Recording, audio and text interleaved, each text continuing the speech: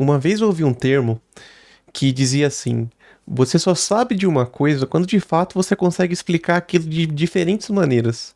Hoje, a gente vai explorar isso de uma maneira muito bacana.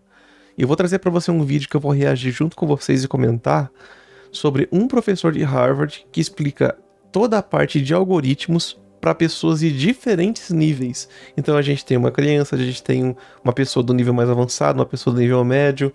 Vocês vão ver. Fica comigo que com certeza você vai gostar. Pessoal, já vou pedir para vocês aqui, por favor, não se esqueçam de deixar o like e se inscrever já no começo. Esse vídeo deu muito trabalho mesmo. Então dá o like, se inscreve, não custa nada para você. 99, eu diria 99, para não falar 100% das pessoas que passam nos meus vídeos não estão deixando like nem se inscreveram. Não custa nada, é só você deixar aqui o like, se inscrever, se você puder comentar também já ajuda, mas você deixando like, se inscrevendo já ajuda, certo?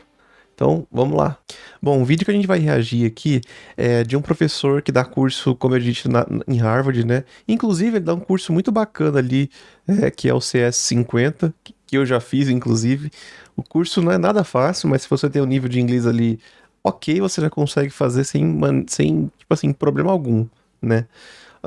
E basicamente a gente vai reagir a esse vídeo, eu vou comentar pra você aqui um pouco dele.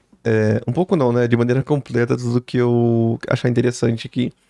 É bom falar que esse vídeo ele vai estar 100% em inglês, tá? Mas eu vou colocar a legenda aqui embaixo pra você. Então fique tranquilo. Eu tô trazendo esse conteúdo aqui porque eu creio que eu não vi ninguém fazendo isso aqui no... pelo menos essa área de tech, comentando sobre isso, que é muito importante, essa parte aqui dos algoritmos. Então é isso, vamos lá. Chega de enrolação. Hello world, my name is David J. Malin and I'm a professor of computer science at Harvard University. Today, I've been asked to explain algorithms in 5 levels of increasing. Como eu expliquei, aqui a gente tem 5 níveis, né? Basicamente, a gente tem o nível que vai ser explicando para criança, depois adolescente, depois vai ter um adolescente ali que ele tá na parte do colégio, né? A gente pode chamar aqui de faculdade, né? E aqui já o estudante já graduado e o expert, né? Que é tranquilo. Só para explicar essa parte aqui para vocês melhor.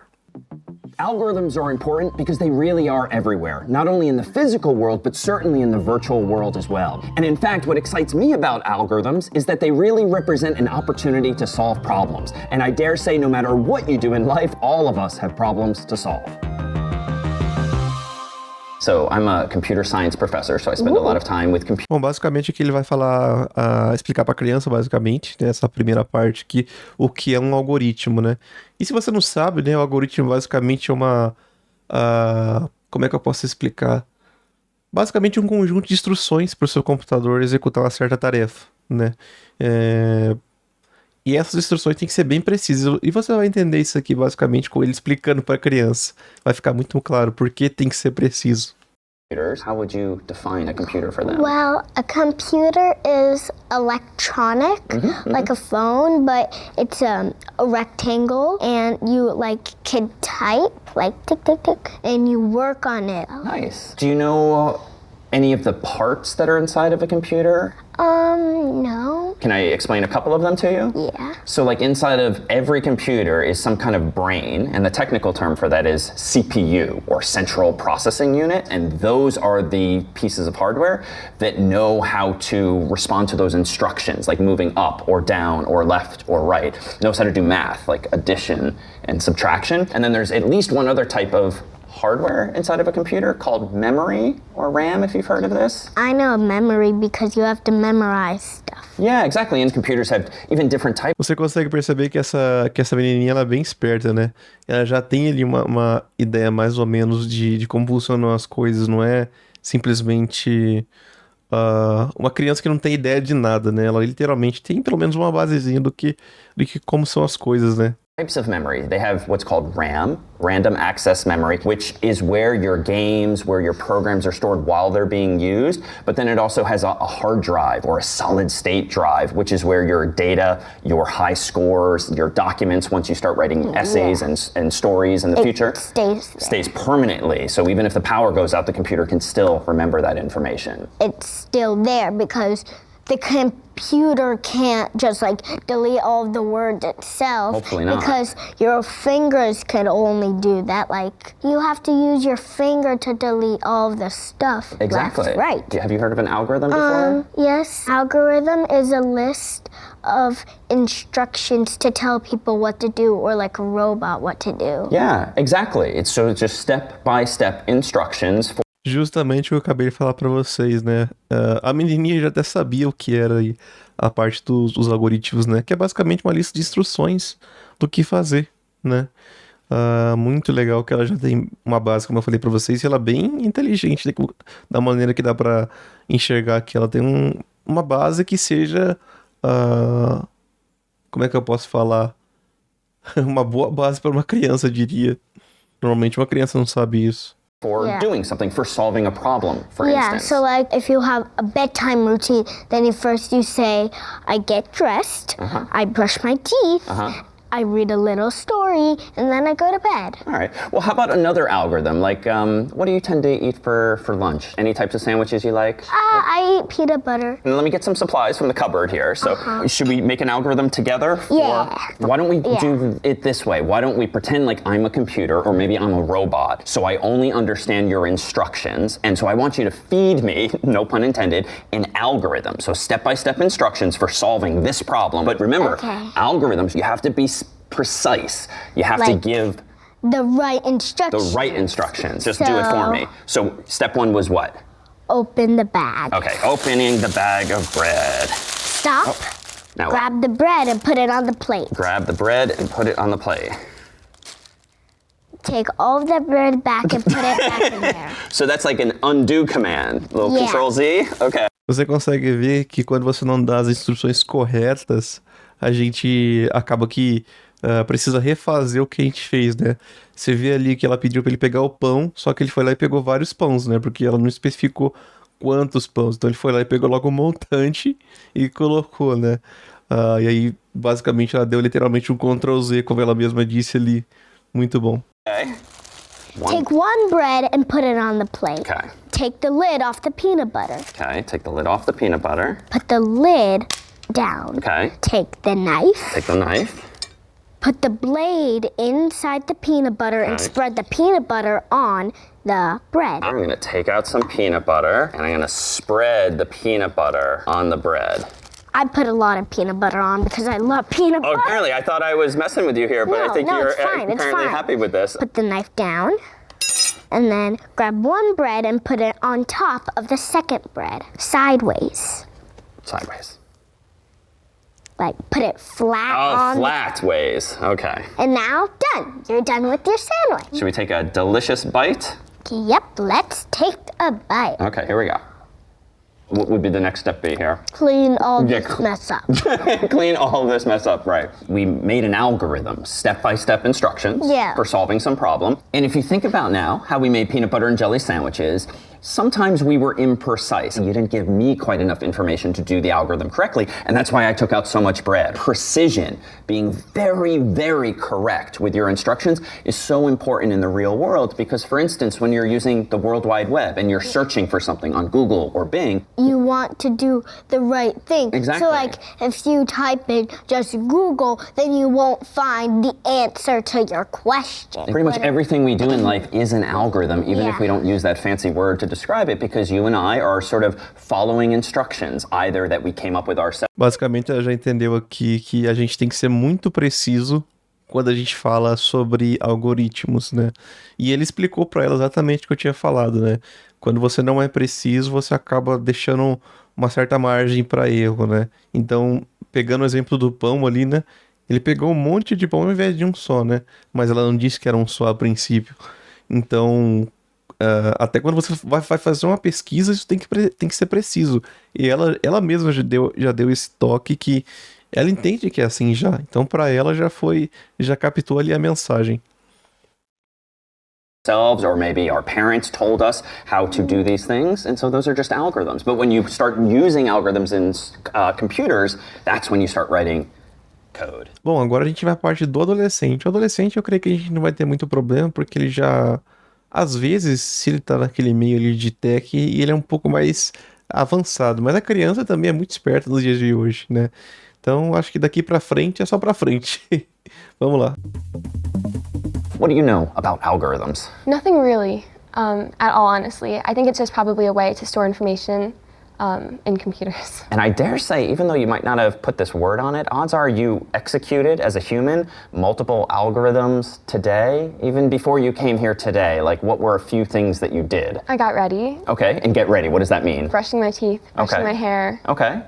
getting dressed. Okay, so all of those, frankly, if we really dove more deeply, could be broken down into step-by-step instructions. And presumably your mom, your dad, someone in the past sort of programmed you as... No caso, a adolescente, ela não conhecia muito sobre algoritmos. E pelo que eu tô entendendo aqui, ele vai explicar basicamente pra ela da mesma maneira que explicou pra criança, né? Porque não muda muito o conceito, né? Mas ele vai pegar um pouco do dia a dia dela e explicar essa parte dos algoritmos. Muito bacana. as a human to Yeah. know what to do. And then after that, as a smart human, you can sort of take it from there and you don't need their help anymore. But that's kind of what we're doing when we program computers. Something maybe even more familiar nowadays, like odds are you have a cell phone, your contacts or your address book. But let me ask you why that is. Like, why does Apple or Google or anyone else bother alphabetizing your contacts? I just assumed it would be easier to navigate. What if your friend happened to be at the very bottom of this randomly organized list? Like, why is that a problem? Like, he or she is still there. I guess it would take a while to get to while you're scrolling. That in of itself is kind of a problem, or it's an inefficient solution to the problem. So it turns out that back in my day, before there were cell phones, like everyone's numbers from my schools, like were literally printed in a book, and everyone in my town and my city, my state was printed in an actual phone book. Even if you've never seen this technology before, how would you propose verbally to find John in this phone book? Or I would just flip through and just look for the J's, I guess. Yeah, so let me propose that we start that way. I could just start at the beginning, and step by step, I could just look at each page, looking for John. Looking for John. Now, even if you've never seen this here technology before, it turns out this is exactly what your phone could be doing in software. Like someone from Google or Apple or the like, they could write software that uses a technique in programming known as a loop. And a loop, as the word implies, is just sort of do something again and again. What if instead of starting from the beginning and going one page at a time, what if what if your phone goes like 2 pages or 2 names at a time? Would this be correct, do you think? Well, you could skip over John, I think. In what sense? If he's in one of the middle pages that you skipped over. Yeah, so sort of accidentally and frankly with like Muito bacana, que ele tá pegando um pouco do exemplo que ele até ensina nas aulas dele, né? Ele usa o exemplo de um livro lá mesmo, né? Você procurar um nome dentro de uma lista de telefone, né? E tem várias maneiras de fazer isso. A gente pode procurar pela metade, a gente pode dividir por 2, enfim, né? A maneira menos eficiente é lógico você passar página por página. E é exatamente isso que ela tá falando, que ele tá falando aqui pra ela. 50-50 probability, John could get sandwiched in between 2 pages, but does that mean I have to throw that algorithm out altogether? Maybe you could use that strategy until you get close to the section and then switch to going one by one. Okay, that's nice. So you could kind of like go twice as fast, but then kind of pump the brakes as you near your exit on the highway, or in this case, near the J section of the book. Exactly. And maybe alternatively, if I get to like A, B, C, D, E, F, G, H, I, J, K, if I get to the K section, then I could just double back like 1 page just to make sure John didn't get sandwiched between those pages. So the nice thing about that second algorithm is that I'm flying through the phone book like 2 pages at a time. So 2, 4, 6, 8, 10, 12. It's not perfect, it's not necessarily correct, but it is if I just take like 1 extra step. So I think it's fixable. But what your phone is probably doing, and frankly what I and like my parents and grandparents used to do back in the day, is we'd probably go roughly to the middle of the phone book here. And just intuitively, if this is an alphabetized phone book in English, what section am I probably going to find myself in, roughly? Okay. Okay, so I'm in the K section. Is John going to be to the left or to the right? To the left. Yeah, so John is going to be to the left or the right, and what we can do here, though your phone does something smarter, is tear the problem in half, throw half of the problem away, being left with just 500 pages now. But what might I next do? I could sort of naively just start at the beginning again, but we've learned to do better. I can go roughly to the middle here. And do it again. Yeah, exactly. So now maybe I'm in the E section, which is a little to the left, so John is clearly going to be On to the the right. So I can again tear the problem poorly in half, throw this half of the problem away, and I claim now that if we started with 1,000 pages, now we've gone to 500, 250. Now we're really moving quickly. Yeah. Until eventually, I'm hopefully dramatically left with just 1 single page, at which point John is either on that page or not on that page, and I can call him. Roughly, how many steps might this third algorithm take if I started with 1,000 pages, then went to 500, 250, 125? Like, how many times can you divide 1,000 in half? Maybe 10. That's roughly 10, because in the first algorithm, looking again for someone like Zoe in the worst case, might have to go all the way through 1,000 pages. But the second algorithm you said was 500, maybe 501, essentially the same thing, so twice as fast. But this third and final algorithm is sort of fundamentally faster because you're sort of dividing and conquering it in half, not just taking 1 or 2 bytes out of it at a time. So this, of course, is not how we used to use phone books back in the day, since otherwise they'd be single use only, but it is how your phone is actually searching for Zoe, for John, for anyone else, but it's doing it in software. Oh, that's cool. So here we've happened to focus on searching algorithms, looking for John in the phone book, but the technique we just used can indeed be called divide and conquer, where you take a big problem and you divide and conquer it. That is, you try to chop it up into smaller. Eu gostei muito da maneira que ele explicou isso, né? E basicamente, como eu falei, foi exatamente da maneira que ele explicou lá no curso, né? Você tem um problema, você vai dividindo até de fato você encontrar o que você quer, né? E dividindo por 2, né? Se eu não me engano, o problema da binary search, a gente trabalha dessa maneira, né? Você vai dividindo por 2 até você encontrar de fato o que você está buscando, né? Então, nossa, me deu até um clique aqui de memória da maneira que ele explicou isso, muito bacana. Pieces. A more sophisticated type of algorithm, at least depending on how you implement it, something known as a recursive algorithm. Recursive algorithm is essentially an algorithm that uses itself to solve the exact same problem again and again, but chops it smaller and smaller and smaller ultimately. É bacana que você vê que ele falou até de recursividade, né? Então ele conseguiu explicar essa questão do algoritmo, como ele consegue pegar problemas e dividir em 2 usando recursividade, que é basicamente você usar um algoritmo para resolver o próprio algoritmo. Não necessariamente para resolver, mas usar o algoritmo 2 vezes para resolver um problema. Então, muito bacana. Agora a gente vai para o nosso estudante da faculdade. Vamos lá. Hi, my name is Patricia. Patricia, nice to meet you. Where are you a student at? I'm starting my senior year now at NYU. Oh, nice. And what have you been studying the past few years? I study computer science and data science. If you were chatting with a non-CS, non-data science friend of yours, like how would you explain to them what an algorithm is? Some kind of like systematic way of like solving a problem, or like a set of like steps to kind of solve a certain like problem you have. So you probably recall learning topics like binary search versus linear search and the like. So I've come here complete with a actual chalkboard with some magnetic numbers on it here. Like, how would you tell a friend to sort these? I think one of the first things we learned was something called bubble sort. It was kind of like focusing on like smaller like bubbles, I guess I would say, like of the problem, like.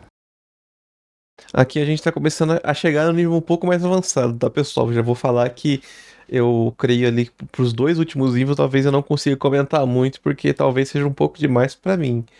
Mas aqui eu ainda consigo entender um pouco que eles estão chegando a falar de coisas que eu já estudei, né? Eles estão falando de questão de bubble sort, de binary search. Como ela já está estudando aqui na parte estuda ciência da computação e eles estão ali mais familiarizados com essa parte da algoritmos, ela já sabe o que é, né? Então ela vai basicamente, provavelmente resolver esse problema aí junto com ele, né? Então vamos seguir para ver o que ela vai fazer. Looking at like smaller segments rather than like the whole thing at once. What is, I think, very true about what you're hinting at is that bubble sort really focuses on like local, small problems. Rather than taking a step back, trying to fix the whole thing, let's just fix the obvious problems in front of us. So for instance, when we're trying to get from smallest to largest, and the first 2 things we see are 8 followed by 1, this looks like a problem because it's out of order. So what would be the simplest fix, the least amount of work we can do to at least fix one problem? Just like switch those 2 numbers because 1 is obviously smaller than 8. Perfect. So we just swap those 2 then. You would switch those again. Yeah. So that further improves the situation. And you can kind of see it, that the 1 and the 2 are now in place. How about 8 and 6? Switch it again. Switch those again. 8 and 3? Switch it again. And conversely, now the 1 and the 2 are closer to and coincidentally are exactly where we want them to be. So are we done? No. Okay, so obviously not, but what could we do now to further improve the situation? Go through it again, but like you don't need to check the last one anymore because we know like that number is Perfect. bubbled up to the top. Yeah, because 8 has indeed bubbled all the way to the top. So 1 and 2? Yeah, They're- keep it as is. Okay, 2 and 6? Keep it as is. Okay, 6 and 3? Then you switch it. Okay, we'll switch or swap those. 6 and 4? Swap it again. Okay, so 4 and 6 and 7? Keep it. Okay, 7 and 5? Swap it. Okay, and then I think per your point, we're pretty darn close. Let's go through once more. 1 and 2? Keep it. 2, 3? Keep it. 3, 4? Keep it. 4, 6? Keep it. 6, 5? And then switch it. All right, we'll switch this. And now, to your point, we don't need to bother with the ones that already bubbled their way up. Now we're 100% sure it's sorted. Yeah. And certainly the search engines of the world, Google and Bing and so forth, they probably don't keep web pages in sorted order because that would be a crazy long list when you're just trying to search the data. But there's probably some algorithm underlying what they do. And they probably similarly, just like we, do a bit of Uma coisa bem legal de se fazer é exatamente o que ele fez ali agora. Se você tem problema com resolução de problemas com algoritmo, e aqui eu tô falando de elite code, essas coisas mais complicadas de se resolver, é muito legal que você comece a desenhar para que você consiga imaginar como você vai resolver aquilo. Então, se você tem uma maneira de você escrever ou até um quadro branco, né? Hoje em dia tem várias aplicações que você consegue de fato fazer meio que um passo a passo. É muito legal você fazer isso. Então, fica aí o conselho, porque eles resolveram um problema basicamente fazendo ali um brainstorm e trocando ideias enquanto eles deixavam as coisas mais claras, ao mesmo tempo que eles basicamente resolviam ali em tempo real, né? Então, bem bacana. work up front to get things organized, even if it's not strictly sorted in the same way, so that people like you and me and others can find that same information. So how about social media? Can you envision where the algorithms are in that world? Like maybe, for example, like TikTok, like the For You page, it's kind of like, because those are like recommendations, right? It's like sort of like Netflix recommendations, except more constant because it's just like every video you scroll, it's like that's a new recommendation basically, and it's like based on like what you've liked previously, what you've like saved previously, what you search up. So I would assume there's some kind of algorithm there kind of figuring out like what to put on your For You page. Absolutely, just trying to keep you presumably more engaged. So the better the algorithm is, the better your engagement is, maybe the more money the company then makes on the platform and so forth, so it all sort of feeds together. But what you're describing really is more artificially intelligent, if I may, because presumably there's not someone at TikTok or any of these social media companies saying, if Patricia likes this post, then show her this post. If she likes this post, then show her this other post, because the code would sort of grow infinitely long and there's just way too much content for a programmer to be having those kinds of conditionals, those decisions being made behind the scenes. So it's probably a little more artificially intelligent, and in that sense you have topics like neural networks and machine learning, which really describe taking as input things like what you watch, what you click on, what your friends watch, what they click on, and sort of trying to infer from that instead, what should we show Patricia or her friends next? Okay, yeah, that makes like the distinction makes more sense now. É bem legal que eles estão trazendo aqui um exemplo real do mundo real, né? Ela levantou ali a questão de como talvez os algoritmos estejam presentes no nosso dia a dia, e é uma realidade, né?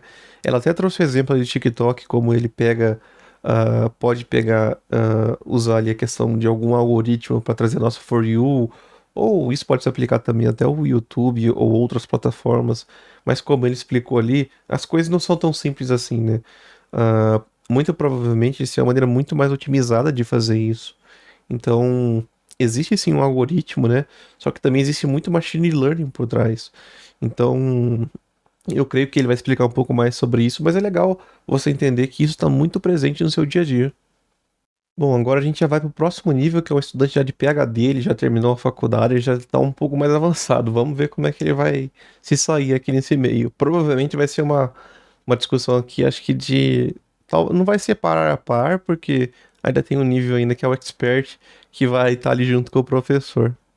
Currently a fourth-year PhD student at NYU. I do robot learning, so that's half and half robotics and machine learning. Sounds like you've dabbled with quite a few algorithms. So how does one actually research algorithms or invent algorithms? The most important was just trying to think about inefficiencies and also think about connecting threads. The way I think about it is that algorithm for me is not just about the way of doing something, but it's about doing something efficiently. Learning algorithms are practically everywhere now. Because Google, I would say, for example, is learning every day about like, oh, what articles, what links might be better than others, and re-ranking them. There are recommender systems all around us, right? Like content feeds and social media, or like YouTube or Netflix. Nesse caso aqui, ele fala muito sobre eficiência na parte do algoritmo, né? E ele fala que está muito presente no nosso dia a dia. E é uma verdade, né? Questão do Google, TikTok, YouTube, como eu já falei aqui. A maneira como essas plataformas, essas big techs utilizam essas plataformas para trazer o conteúdo até a gente, né? Que no caso somos produtos finais, né? E você sabe, né? Se é de graça, você é o produto. Então, eles têm que trazer da melhor maneira possível, seja utilizando inteligência artificial, algoritmos eficientes, de diferentes maneiras. Então, ele está clarificando essa parte. We see is in a large part determined by this kind of learning algorithms. Nowadays, there's a lot of concerns around some applications of machine learning and like deepfakes, where it can kind of learn how I talk and learn how you talk and even how we look and generate videos of us. We're doing this for real, but you could imagine a computer synthesizing this conversation eventually. Right. But how does it even know what I sound like and what I look like and how to replicate that? All of this learning algorithms that we talk about, right? A lot, like what goes in there is just lots and lots of data. So data goes in, something else comes out. What comes out is whatever objective function that you optimize for. Like, where's the line between algorithms that like play games with and without AI? I think when I started off my undergrad, the current AI machine learning was not very much synonymous. Okay. And even in my undergraduate, in the AI class, they learned a lot of classical algorithms for gameplays.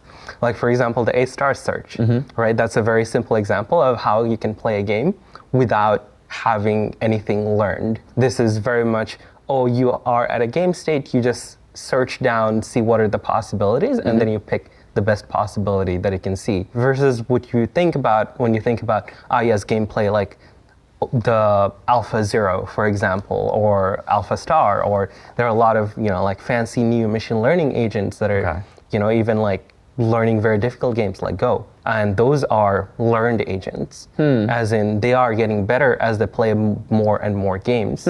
And as they get more games, they kind of refine their strategy based on the data that I've seen. Okay. And once again, this high level abstraction is still the same. You see a lot of data and you learn from that. Right, but the question is, what is the objective function that you're optimizing for? Is it winning this game? Is it forcing a tie? Or is it, like opening a door in a kitchen? So if the world is very much focused on supervised, unsupervised reinforcement learning now, like what comes next, 5, 10 years? Where's the world going? I think that this is just going to be more and more, I don't want to use the word encroachment, but that's what it feels like, of algorithms into our everyday life. Like even when I was taking the train here, right? The trains are being routed with algorithms, but this has existed for, like 50 years probably. But as I was coming here, as I was checking my phone, those are different algorithms, and they're kind of getting all around us, getting there with us all the time. They're making our life better, most places, most cases. And I think that's just going to be a continuation of all of those. And it feels like they're even in places you wouldn't expect, and there's just so much data about you and me and everyone else online, and this data is being mined and analyzed and influencing things we see and hear, it would seem. So there is sort of a counterpoint, which might be good for the marketers, but not necessarily good for you and me as individuals. Like we're human beings, but for someone, we might be just a pair of eyes who are carrying a wallet and are there to buy things. But there is so much more potential for this algorithms to just make our life better without, like changing much about our life. Bom, esse daqui foi bem, como é que eu posso falar, esclarecedor, né?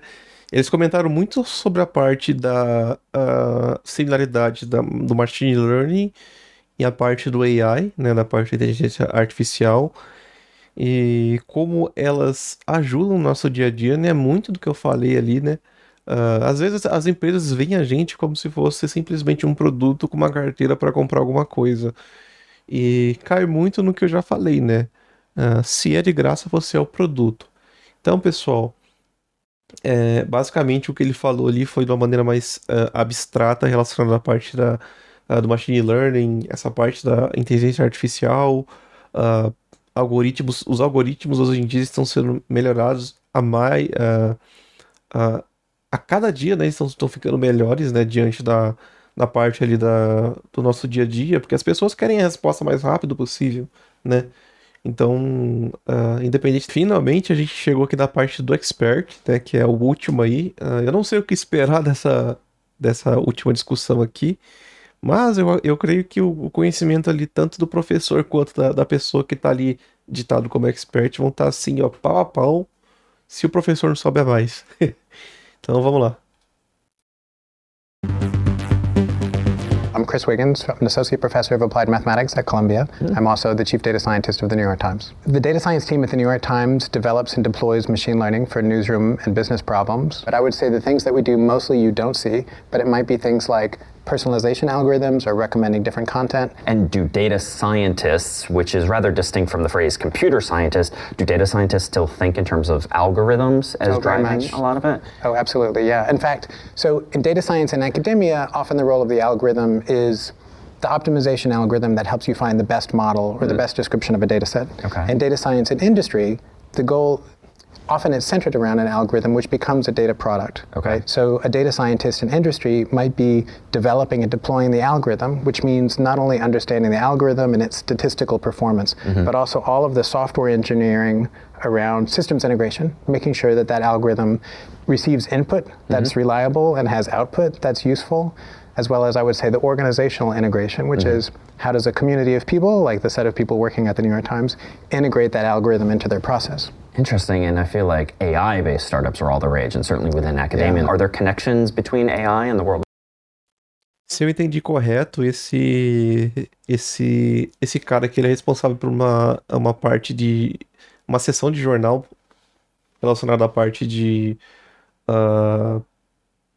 como é que eu posso falar? Não sei se é relacionado à inteligência artificial ou à parte de dados ali, mas ele tem um conhecimento muito partido dessa parte da recomendação de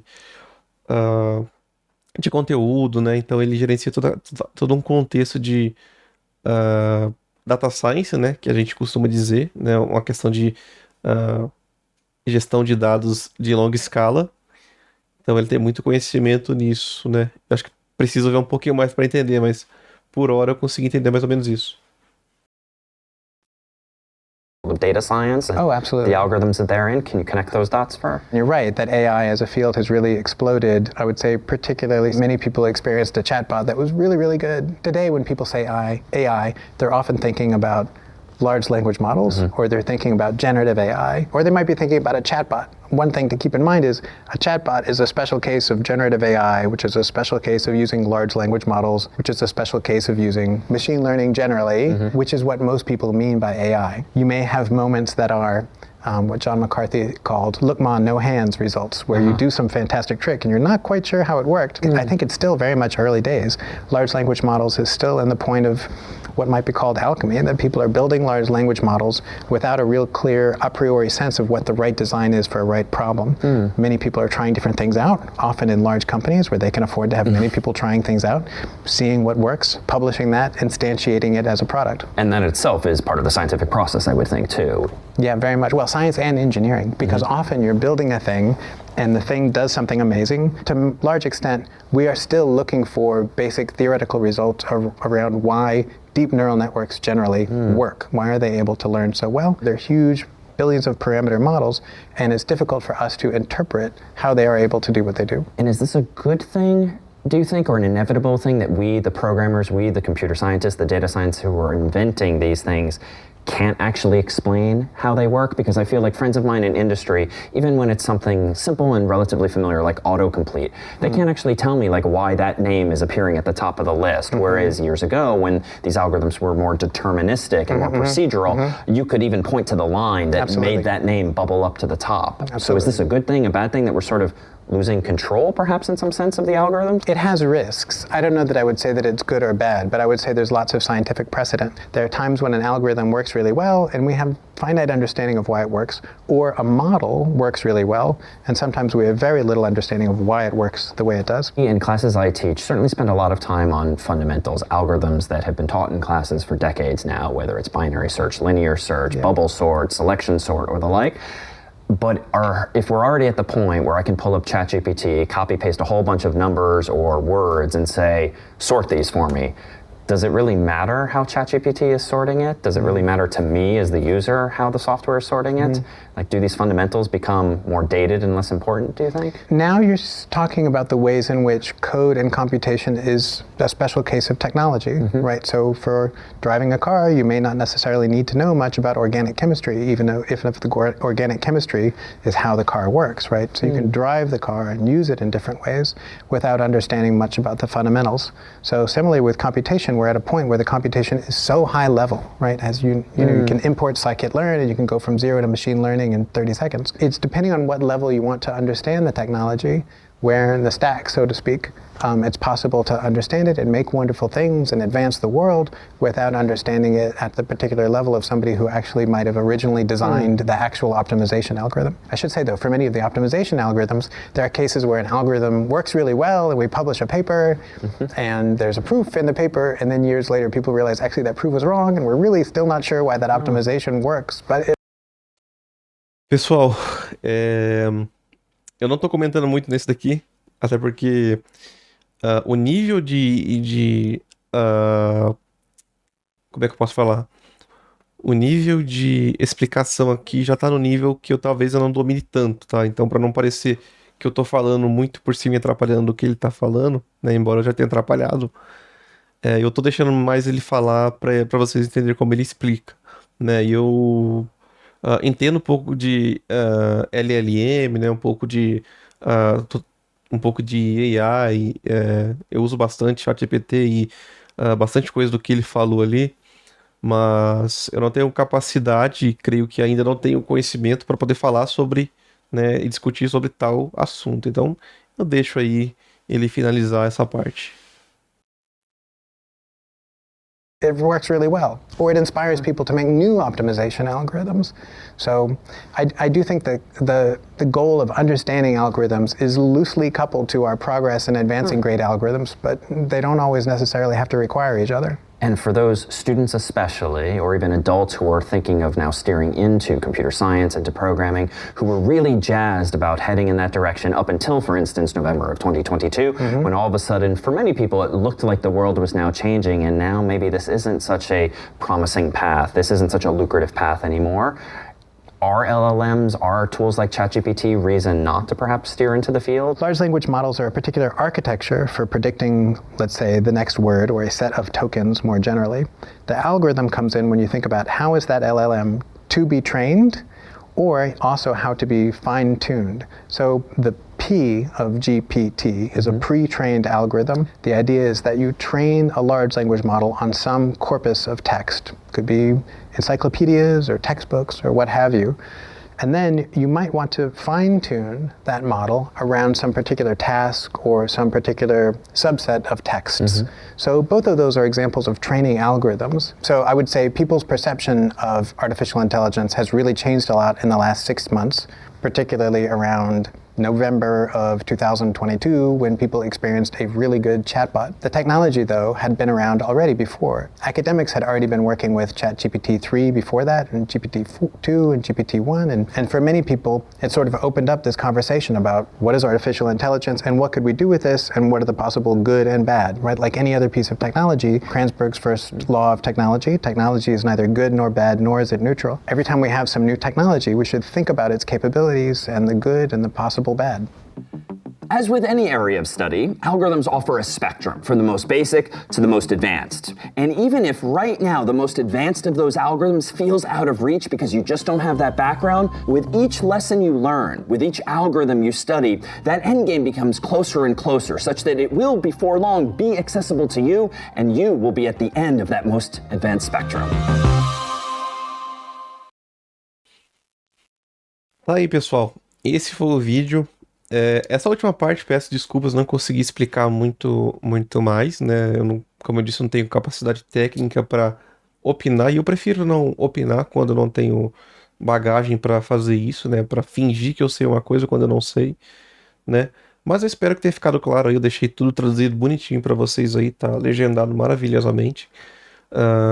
Então, pessoal, dessa parte é isso. Bora pros finalmentes. Então é isso, pessoal. Espero de fato que vocês tenham gostado do nosso vídeo. Deu muito trabalho para traduzir tudo isso, deixar legendado bonitinho para vocês aí. Eu espero de verdade que vocês tenham gostado. Por favor, comenta aqui embaixo, se inscreve no canal, escreve qualquer coisa para engajar aí, só para ajudar a gente mesmo. E deixa o like, claro. E é isso, pessoal. Eu espero que esse vídeo tenha ajudado você aí a entender como funciona esses níveis de explicação. E para mim, sendo bem sincero, foi bem esclarecedor. Certo? Valeu, pessoal. Até a próxima. Obrigado pelo seu tempo.